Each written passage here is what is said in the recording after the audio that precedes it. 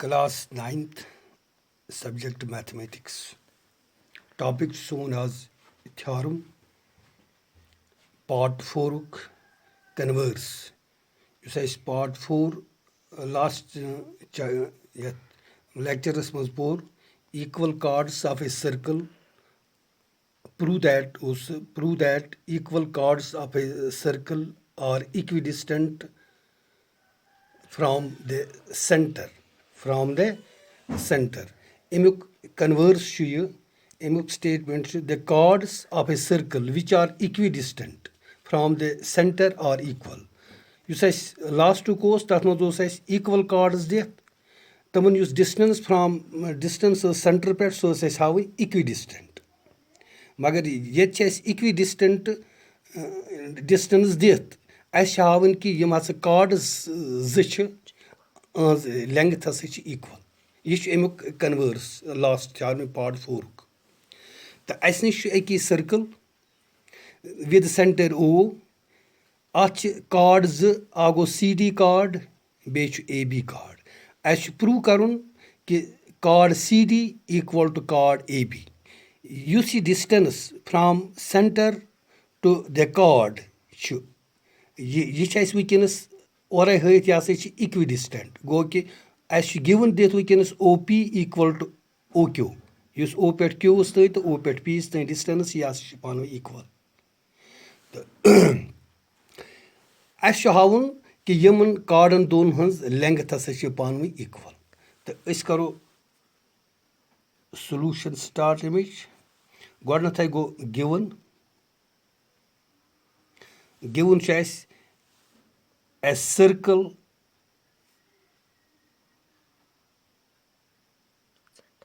with center O and radius R for example besh asne dit chord AB and chord CD यह दिथ वनस given chord A B तो chord C D बेस नश given दिथ O P हसा बराबर ओ क्यूस ओ पी हसा distance from centre to the chord यह पान इक्विडिस्टेंट यह इक्वल पान गो O P equal to O Q बे वोन मे तुम रात कुन लेक्चरस में ये कुन पॉइंट पे डिस्टेंस हाव कुन लाइन पे सह हमेशा आसान परपेंडिकुलर गो कि ओ पे पीस ये कार्डस पे डिस्टेंस पेम ये नाव ओ पी यह ओ पी परपेंडिकुलर सी डीस पे इथे पे यह ओ क्यू परपेंडिकुलर ए बीस पे गो लेखो बे गिवनस मज O P perpendicular on C D and O Q perpendicular on AB. Is given that. Impad go to prove. Prove क्या करण प्रूव हावन कि यमन कार्डन दोन हज लेंथ हसा पान इक्वल गो ए बी कार्ड अकिस कार्डस ना ए बी बेकिस ना सी डी गो A B equal to C D यह करण प्रूव अम पे गई कंस्ट्रक्शन कंस्ट्रक्शनस मज वोनमुत कि कर सीधे यह पॉइंट सी या पॉइंट डी यह जरूरी कि पॉइंट सी या पॉइंट डी हेको ये पॉइंट ओ सो जॉइन कर गो कर तो तुम सी जॉइन सी टू ओ इथे पे ओ टू ए और ओ टू बी करुन ओ टू ए यम सात यह कंस्ट्रक्शन कर कोर सी ओ जॉइन बे कोर ओ ए जॉइन अत बन ट्रायंगल्स यम राइट एंगल ट्रायंगल्स गो लेखो कंस्ट्रक्शन में जॉइन ओ सी एंड ओ ए अम पे यह थ्योरम प्रूव करने खतर क्या क्या करो ये यूज कम फार्मूला करो यूज यम करो प्रूव करुन कि यम ट्रायंगल्स यम यथ मज बना O P C and O Q ए यम ट्रायंगल्स पान कॉन्ग्रेंट हावन पत्त हेको CPCT कि जरिए यम कार्ड हयित हम हसा छ पानवे इक्वल गो कार्डस मज ये गोडनेथे यम साथ यम ट्रायंगल्स हावो कि CP हसा छ बराबर AQs sorry CP equal to AQ चूँकि O पे पेवान युस ये डिस्टेंस ये परपेंडिकुलर गो perpendicular distance from the centre to the chord bisects the chord that means कि युस ये CP ये हाफ ऑफ CD इथे पे AQ हाफ ऑफ AB अम सत हेको ये पत प्रूव कर कि यह CD तो AB कार्ड हसा पान इक्वल गो कि यथ मज कर गोडनेथ यम सात यह प्रूव करो कि यम ट्रायंगल्स हावन कॉन्ग्रेंट गो कॉन्ग्रेंसी कर क्राइटेरिया कर चूँकि यह राइट एंगल ट्रायंगल्स यथ मज ग क्राइटेरिया यूज RHS क्राइटेरिया पत हावो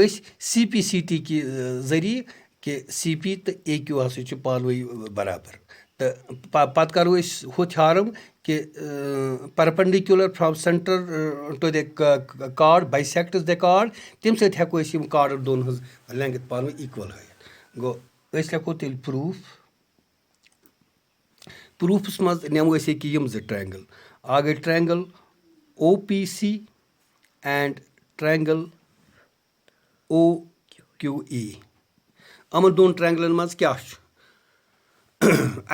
RHS क्राइटेरिया कर यूज गो गोडनेथ ग R मीन्स राइट एंगल यत एंगल राइट एंगल यम जाय तो राइट एंगल गो लेखो तेल angle OPC equal to angle OQE equal to 90 degree reason गो अत लेखुन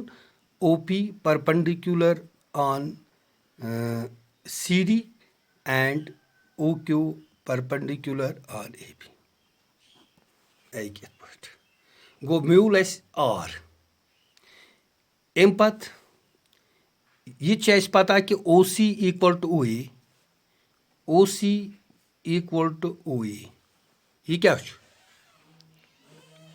रेडियस या लिखो रेडियाई ऑफ दिस सर्कल ब्याक चीज़ क्या अत मज ब्याक चीज़ दित कि OP इक्वल टू OQ यह क्या यह गिवन दित कि यम हसा distance from centre to the chord यह हसा इक्वी डिस्टेंट गो ये लेखो गिवन यह ओर दित गो आव R H to S right angle hypotenuse or any other side go this side go therefore triangle OPC is congruent to triangle OQE aad go lekhun by RHS rule गो अब गई यम triangle prove कि पान congruent वो क्या हेको वो CPCT कि जरिए one यह साइड तो यह साइड यम कॉरस्पॉन्डिंग साइड्स लेखो CP equal to AQ CP equal to AQ अत हेको इत पे रीजन दित perpendicular from the centre of circle perpendicular from the center of a circle to the chord bisects ना ये न कि या तो सॉरी ये लेखो बाई सीधी CPCT गो ठीक आता तो गो अस लोग CP equal to AQ CP equal to AQ अगर यम पानवे अगर यह परपेंडिकुलर वो OP is perpendicular on CD that means कि परपेंडिकुलर परपेंडिकुलर डिस्टेंस कुन ते मिसाल ये कार्डस पे यह बाइसेक्ट कर कार्डस दैट मीन्स कि हेको ना CP बदल लिखित या सह गो 1/2 ऑफ CD इक्वल टू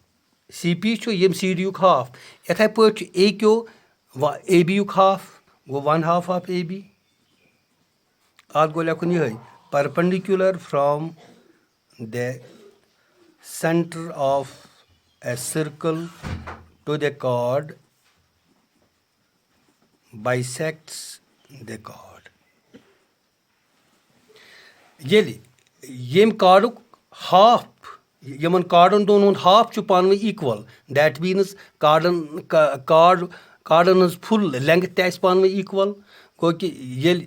ये छु half of C D equal to half of A B that means C D equal to A B गो या तो लिखो hence C D equal to A B which proves the theorem गो इसके ये prove कि यमन कार्डन दोन लेंथ हसा पानी इक्वल।